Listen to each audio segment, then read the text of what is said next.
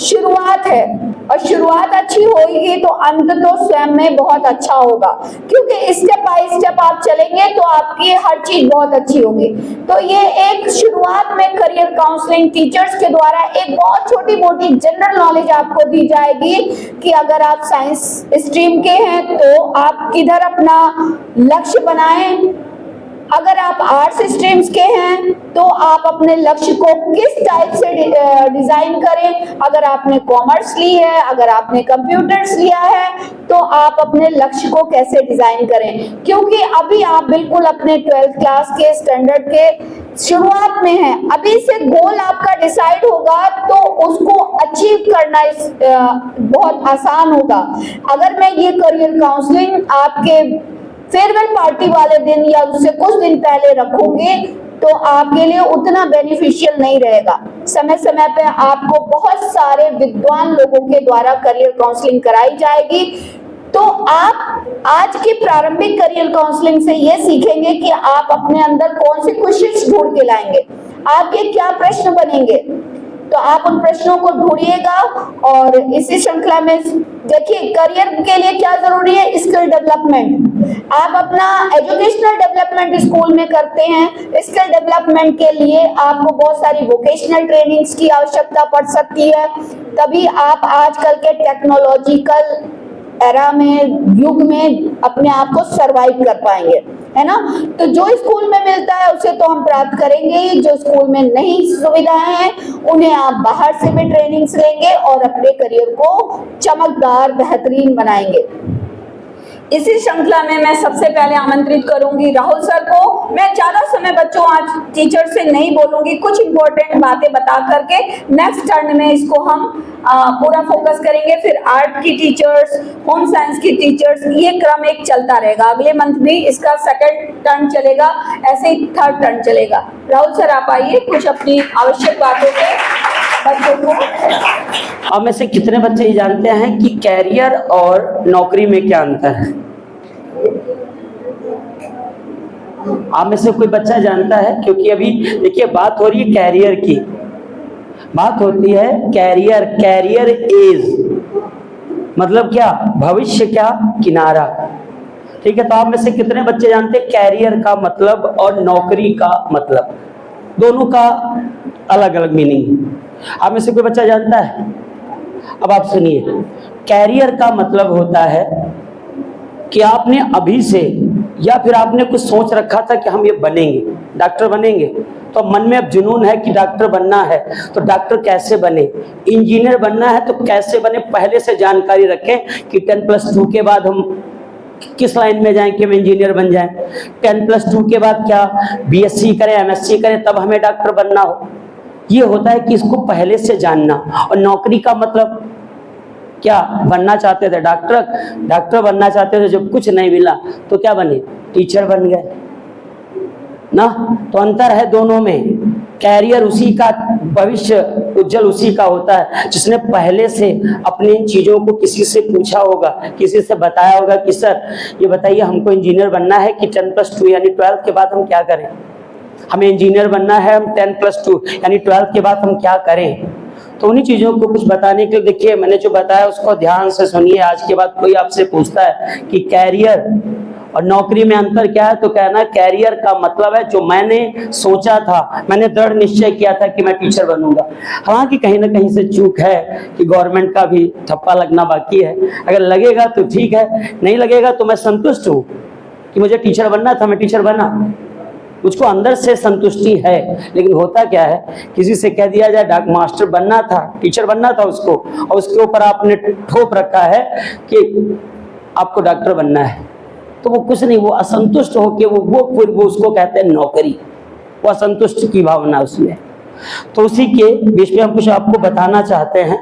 जो 10+2 के बाद जो बच्चे इनके पास साइंस साइड स्ट्रीम है वो क्या क्या कर सकते हैं। पहली बात, आप में से कोई बच्चे की किसी की क्वेरी है कि सर हम 10+2 के बाद हम इंजीनियरिंग करना चाहते हैं, या सर हम डॉक्टर लाइन में जाना चाहते हैं, तो कुछ है किसी के, अगर कुछ आप क्वेश्चन करेंगे तो शायद हम और बेहतर बता सकें। कोई बच्चा? चलिए हम आपको बताते हैं। अगर आपको चिकित्सक बनना है, ठीक है। तो चिकित्सक बनने में कई स्ट्रीम है, इसमें कुछ बच्चों को पता है, कुछ बच्चों को नहीं पता है। सबसे पहले MBBS, इसमें लिखा जिस हिसाब से क्रम में है वो हम आपको बताते चल रहे हैं। MBBS 10+2 के बाद होता है, 10+2 के बाद 12 का एग्जाम दे लेंगे, उसके बाद इसमें क्या होता है, एक नीट का एग्जाम देना पड़ता है, ठीक है। नीट का एग्जाम ऑल इंडिया मेरिट बनती है, उसमें कुछ मेरिट निकाली जाती है, बच्चों को बताया जाता है कि आपका ऐसे ऐसे ये क्रम होता है, फिर उनके बाद उनका सिलेक्शन होता है। 10+2 के बाद ये होता है। फिर उसके बाद है BMS के बारे में कौन बच्चा जानता है? MBBS तो जिस किसी बच्चे से पूछो सर MBBS बनना चाहते हैं या नीट के थ्रू जाना चाहते हैं। BMS के बारे में कोई बच्चा, बायोवर्क का कोई बच्चा बताएगा? BMS को कहते हैं आयुर्वेदाचार्य। क्या बोलते हैं? आयुर्वेदाचार्य, जिसमें आपको आयुर्वेदिक इलाज होता है। हाँ, जो आपका उसी के क्रम में ये भी 10+2 के बाद होता है।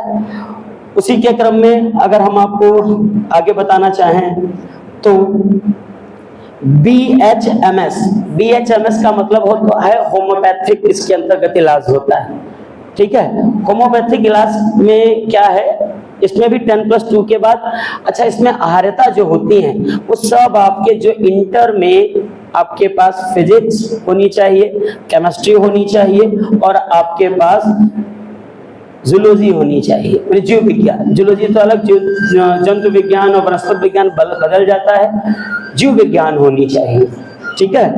तो इसी के क्रम में हम सारे एक नाम बताया दे रहे हैं। जिन बच्चों को कुछ पूछना तो मुझसे पूछेंगे। सबसे पहले MBBS, फिर है BMS, फिर उसी के क्रम में BHMS, ठीक है। ये कुछ कोर्स हैं, ये जो मैंने बताए, ठीक है। इसमें से अगर किसी बच्चे को कोई जानकारी लेनी है कि सर कैसे करेंगे, कैसे आगे बढ़ेंगे, तो मुझसे बाद में पूछ सकता है, ठीक है। इसी के बढ़ते क्रम में मैं मंच पर अवस्थी सर को आमंत्रित करना चाहता हूं कि वो भी कुछ इसी के क्रम में बताएंगे। मैंने मैथ्स क्यों ली है, मैं कॉमर्स में क्यों गया हूँ, मैं आर्ट साइड क्यों गया हूँ, ये आपने पहले से ही अपने दिमाग में एक एम बना रखा होगा। नहीं बनाया तो फिर आप सोचिए कि मैं आर्ट साइड क्यों गई हूँ, मैंने कॉमर्स क्यों चूज किया है, मैं साइंस साइड में मैंने बायोलॉजी, मैंने मैथ्स स्ट्रीम क्यों ले रखी है। इसका क्या रीजन है? इसका किसी ने आप पे तोड़ रखा है क्या, या आपने किसी के कहने से मैथ्स ले लिया या किसी के कहने से बायो ले लिया? ऐसा नहीं होता है। जो सोचा जाता है, एक सोची समझी स्ट्रीम ली जाती है, क्योंकि ये स्ट्रीम ही आपको आगे ले जाने में मदद करेगी। क्या आप लोगों से दो क्वेश्चन करना चाहता हूं, क्या आइजर और नाइजर के बारे में कोई जानता है? आइजर और नाइजर बताइए क्या होता है? रिसर्च सेंटर हैं, कितने हैं? 2 हैं। आपके ये 2 एग्जाम होते हैं 10+2 के बाद, आइजर और नाइजर। और ये दोनों एग्जाम बेटा आपके बहुत अच्छे एग्जाम्स हैं।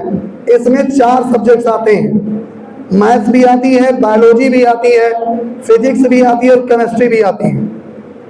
और इनका ऑल इंडिया एग्जाम होता है।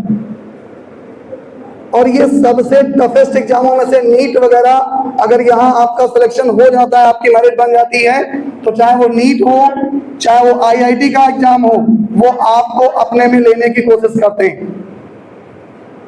आप इनको आज जाइएगा, सर्च करिएगा नाइजर क्या होता है, सर ने बताया क्या है ये, इसके बारे में क्या, कहां से क्या हो सकता है, थोड़ा इस पर आप फोकस करेंगे।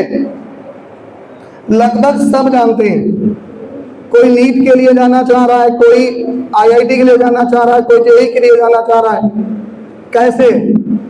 क्या जैसे आप बैठे हैं ऐसे हो पाएंगे? नहीं। Hard work the key of success. सबसे पहला एक ही मूल मंत्र है, वो है hard work is the key of success. केवल आप कठिन परिश्रम से ही अपने लक्ष्य को प्राप्त कर सकते हैं, दूसरा कोई तरीका नहीं। अगर आप चाहते हो कि हमें अच्छे रास्ते पे जाएं या अच्छा वर्क करें, तो उसके लिए बेटा आपको मेहनत करनी होगी। आप नहीं करेंगे, आज नहीं तो कभी नहीं, लेकिन ऐसा नहीं कि होगा नहीं, होगा।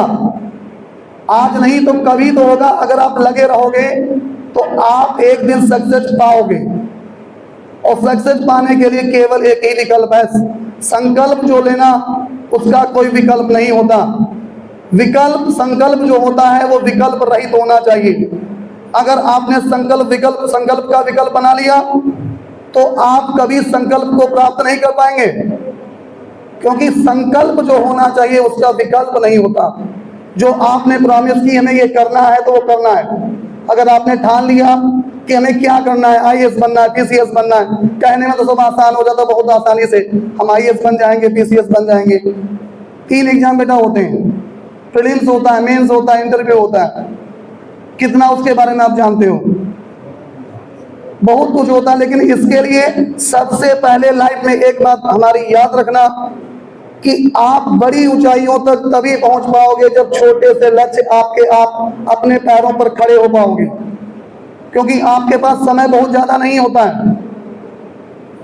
इस थोड़े ही समय में आपको बहुत ऊंचाइयों पे जाना है, तो उसके लिए पहले अपने पैरों को मजबूत करने के लिए छोटी सी कोई एक जॉब जिसमें आप परफेक्ट हो सकते हैं वो लेने की कोशिश करें। 10+2 के बाद बहुत सारे एग्जाम्स होते हैं जो यूपी SSC के थ्रू आते हैं, SSC के थ्रू आते हैं, बैंक में भी आते हैं, बहुत सारे एग्जाम्स होते हैं बेटा।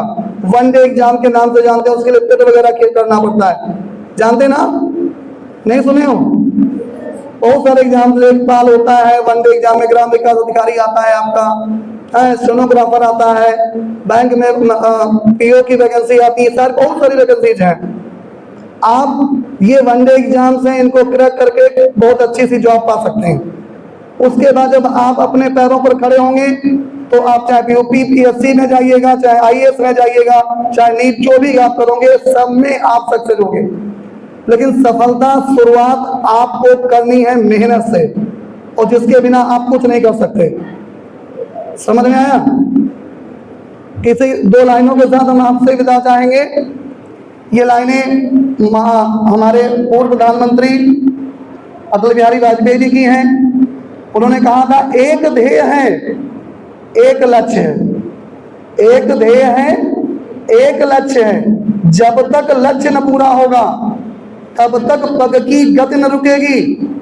आज कहे चाहे जो दुनिया, कल को बिना झुके न रहेगी।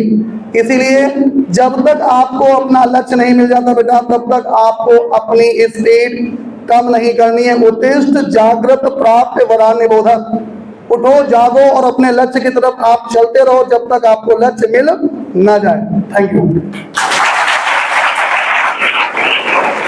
+2 यानी इंटर पास करने के बाद ही एक बीटीसी की प्रशिक्षण बीटीसी का होता था, तो उसको पास करने के बाद प्राथमिक शिक्षक हम आ जाते थे। लेकिन हम वर्तमान में अब उसकी योग्यता बढ़ा दी गई है। प्राथमिक शिक्षक बनने के लिए भी, प्राइमरी का, जूनियर का, उसके लिए भी बीटीसी का नाम चेंज करके डीएलएड नाम रख दिया गया है। ठीक है, डिप्लोमा इन एलिमेंट्री एजुकेशन। ठीक, तो इसको करने से बीए इंटर करने के बाद आप बीए करेंगे स्नातक, चाहे बीएससी हो स्ट्रीम, चाहे जो हो, विज्ञान वर्ग से करें, चाहे कला वर्ग से करें, चाहे वाणिज्य वर्ग से। उसको करने के बाद आप एक टेट का एग्जाम होता है, उसको क्वालिफाई करेंगे। उसके बाद सुपर टेट का एग्जाम होता है, उसमें क्वालिफाई करेंगे, फिर आपकी मेरिट बनेगी। ठीक है, हाई स्कूल, इंटर, स्नातक की, चाहे जिस वर्ग से आप करें। उसके बाद आपके ये सुपर टेट की, फिर आपकी नियुक्ति होगी प्राथमिक विद्यालयों में। इसी प्राथमिक विद्यालयों के लिए एक और नई शिक्षा नीति में बीएलएड प्रशिक्षण दिया जाता है। वो आपको ये 10+2 इंटर करने के बाद ही, ठीक है, बैचलर ऑफ एलिमेंट्री एजुकेशन इस प्रशिक्षण का नाम है। इसको आप 4 साल का, इसमें आपका 1 साल बच जाएगा। इंटर करने के बाद आप 4 साल में ये प्रशिक्षण प्राप्त कर लेंगे। इसके बाद भी वही आगे है कि टेट यानी शिक्षक पात्रता परीक्षा, अध्यापक पात्रता परीक्षा, उसके बाद आप सुपर टेट करेंगे। ठीक है, इसके बाद इसमें फिर आप 9th 10th के लिए 9th 10th के लिए बीएड इस समय वर्तमान में ये जो है प्रशिक्षण दिया जाता है। इसको आप इसमें भी चाहे साइंस वर्ग से हो, चाहे आर्ट वर्ग से हो, चाहे कॉमर्स वर्ग से, ठीक है।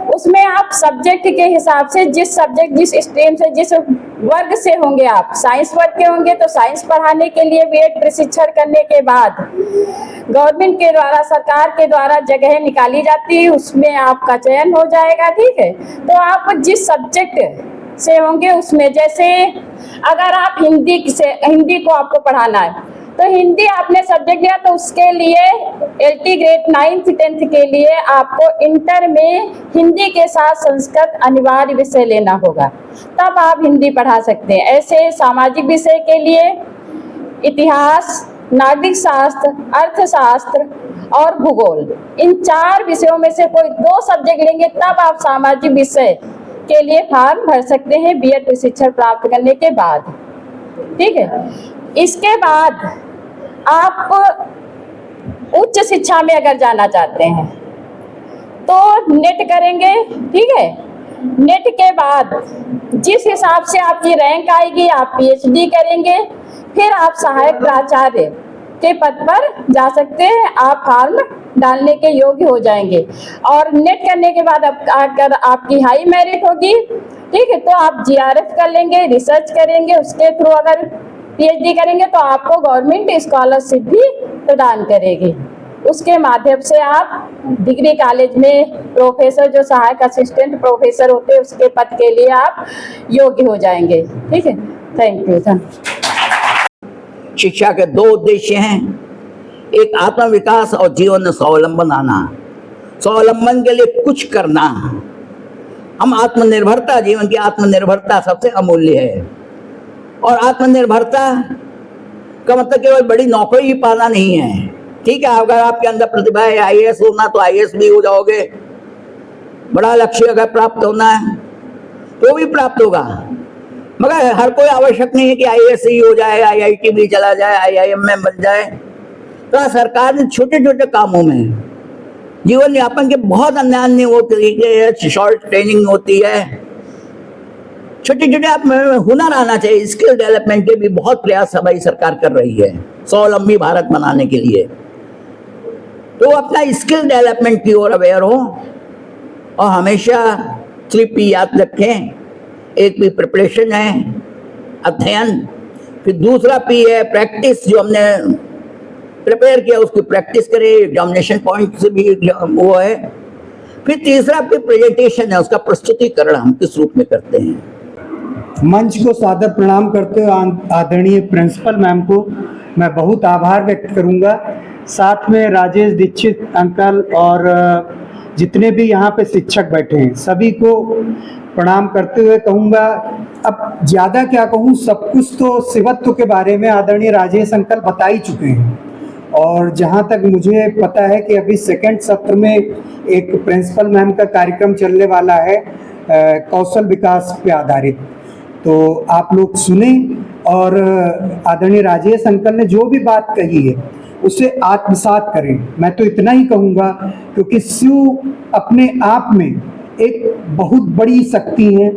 और मैं इसी बात के साथ अपनी वाणी को विराम करूँगा, क्योंकि मैं ना तो वक्ता हूँ, ना अधिवक्ता हूँ, ना प्रवक्ता हूँ, लेकिन फिर भी एक आम शहरी होने के नाते, एक धर्म अनुरागी होने के नाते आप सबसे सिर्फ यही कहूँगा कि जो हमारे पूर्व वक्ताओं ने बात कही है उन्हें आत्मसात करें। और श्रावण मास का महीना चल रहा है तो आप लोग कृपया शिवत्व को धारण करें। धन्यवाद, नमस्कार। शायद आपको पता ही नहीं है कि वो अपने अंदर कितना अंतर्द्वंद, कितनी पीड़ा और कितने एक्सपीरियंसेस लेकर बैठे हुए हैं आपके साथ। आपको जानकर हैरानी होगी, और मैं आपको इसलिए जरूर बताना चाहती हूँ, जो सुबह प्रार्थना स्थल में 10-15 मिनट जो आप बेहोश हो गए, हाँ गिर गए, ठीक, कोई के दांत चिपक गए, कोई की जो है आंखें ऊपर चढ़ जाती हैं, तो बहुत सारी जो चीजें होती है, ये कोई बड़ी चीज नहीं है, इसको लाइफ का पार्ट ऑफ लाइफ समझिए, क्योंकि आपके सामने साक्षात उदाहरण जो भाई साहब बैठे हुए हैं डायलिसिस पे हैं, हर मंगलवार, बृहस्पतिवार और शनिवार को हॉस्पिटलाइज होते हैं। डायलिसिस को आप सर्च करेंगे, मैं नहीं एक्सप्लेन कर सकती, मैं कर ही नहीं सकती, क्योंकि वो इतनी बड़ी चीज है। जो लोग डायलिसिस को जानते होंगे वो जानते हैं कि this is the biggest painful और मेंटली ट्रॉमेटिक पोजीशन।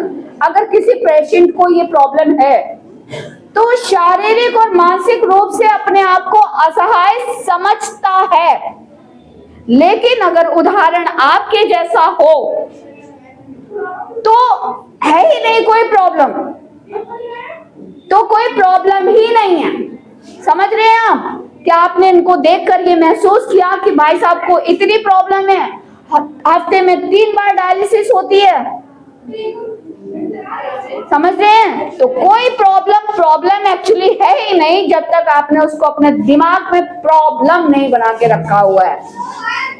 आपकी लाइफ है, ये लाइफ बहुत अनमोल है, इसे एंजॉय कीजिए, जितना हो सके हंस के दूसरों के साथ दूसरों का सहयोग करते हुए बिताइए। जाना तो सबको ही है, सिकंदर महान चला गया ऐसे करके, राजा रामचंद्र जी भी हमें अपनी एक्टिविटीज से, अपने ज्ञान से, अपने आचरण से परिचित कराकर उसका अनुकरण करने के लिए छोड़ के फिर भी चले गए। तो हम और आप सब कोई बड़ी चीज नहीं है, इसलिए आज से डिसाइड कर लो कोई प्रॉब्लम है ही नहीं, जब तक कि ऊपर से डायरेक्ट बुलावा नहीं आ जाता। और वो डायरेक्ट बुलावा तो बहुत जरूरी है, क्योंकि change is the rule of the universe. ठीक है, परिवर्तन होना प्रकृति का सबसे अनिवार्य और महत्वपूर्ण विषय है। अगर परिवर्तन नहीं होगा तो कोई नई चीज का निर्माण नहीं हो पाएगा। ठीक है, लेकिन अस्तित्व हमारा तभी है जब हमारे जाने के बाद लोग जो हमारे बारे में सुने, उनके जैसे मेरे इस समय I am shivering at this time right now. अगर आप आकर मेरे पास देख सकते हैं तो थोड़ी स्वेटिंग हो रही है, वो गर्मी के कारण नहीं है, बल्कि वो भाव जो मैं आपको बताना चाहती हूँ कि कोई प्रॉब्लम नहीं है। मेरे पास पेट दर्द, मैम पेट दर्द है, सर दर्द है, आंख में दर्द, कान में, कोई दर्द नहीं है। मुझे भी बहुत सारे दर्द हैं, मानसिक भी और शारीरिक भी, आपको कभी पता नहीं चला होगा शायद। समझ रहे हैं? इसलिए आप भी स्ट्रॉन्ग बनिए। आप आजकल की लड़कियों को पापा की परी बनने की कोई आवश्यकता नहीं है। क्या बनाना है हमें? तितली नहीं बनाना है। क्या बनाएंगे हम अपने बच्चों को? मधुमक्खी। क्या बनाएंगे? आज से आप पापा की परियां नहीं हैं, आप तितलियां नहीं हैं कि कोई भी आए आपके पंख को छुआ और टूट के बिखर गए। आप बनेंगी मधुमक्खी। जरूरत होगी जिन्हें, जो आवश्यक होगा, जिनको हमें अपनी क्वालिटीज को देना, उन्हें शहद देंगे। छेड़ोगे तो डंक मार देंगे, ऐसा कि 4 दिन हाय हाय चिल्लाओगे। ठीक है, तो मधुमक्खी बनेंगे, कोई तितलियां और पापा की परियां नहीं बनेंगे। राइट?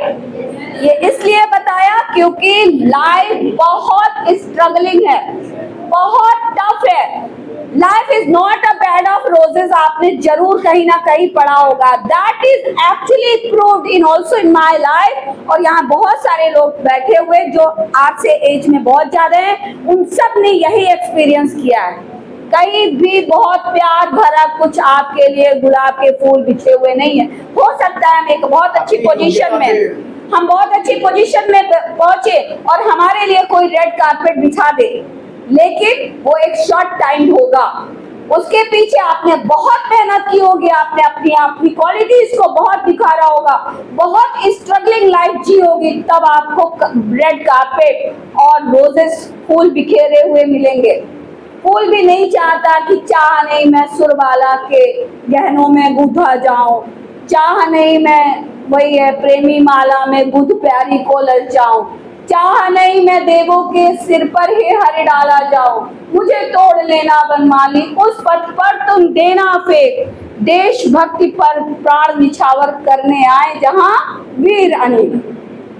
तो वो फूल भी यही चाहता है, जो कर्मठ हैं, जो अनुशासित हैं, जो दूसरों के लिए जी रहे हैं, मैं सिर्फ और सिर्फ वही मेरा, मुझे उनके चरणों में डाल दीजिए, मुझे शिव के, मैं प्रभु के माथे पर चढ़ाकर आप अपने गर्व का अनुभव मत करिए कि मैंने बहुत प्यारा सा एक फूल तोड़ लिया, शिव जी के मन में कपट भरा हुआ हो गया, शिव जी के सर पर लो शिव जी हमने आपको गुलाब का फूल चढ़ाया है, मैंने कमल का फूल आपको चढ़ाया, मैं 100 रुपए का माला लेके आई हूँ, मैंने चढ़ाया, अब पंडित जी मुझे बढ़िया वाला प्रसाद देंगे। ऐसे में कभी फूल खुश नहीं होता, ठीक है। तो हर वो व्यक्ति ही पसंद किया जाता है समाज के द्वारा जिसने अपनी मिसाल कायम की है। तो मैंने भाई साहब को इसलिए बताया कि एक मिसाल है, और आप आज घर जाना तो बताना कि भाई साहब जो हमारे वहाँ अनिल श्रीवास्तव जी डिजिटल मीडिया के जो यहाँ पर के क्या कहेंगे सर, संचालक दैनिक जन जागरण न्यूज चैनल है, वो जो आए थे हमारे स्कूल में, वो इस तरह से स्ट्रॉन्ग हैं, वो अनुकरणीय हैं हमारे लिए कि लाइफ में स्ट्रगल कितना भी हो, हंसकर मुस्कुराकर जीवन की हर परीक्षा में सफल होना है और अपने आप को दूसरों के लिए, सच्चाई के लिए समर्पित करना है। You will follow me? Yes, ma'am. Pakka? Yes, ma'am. That's all for today. Thank you so much. सारे guests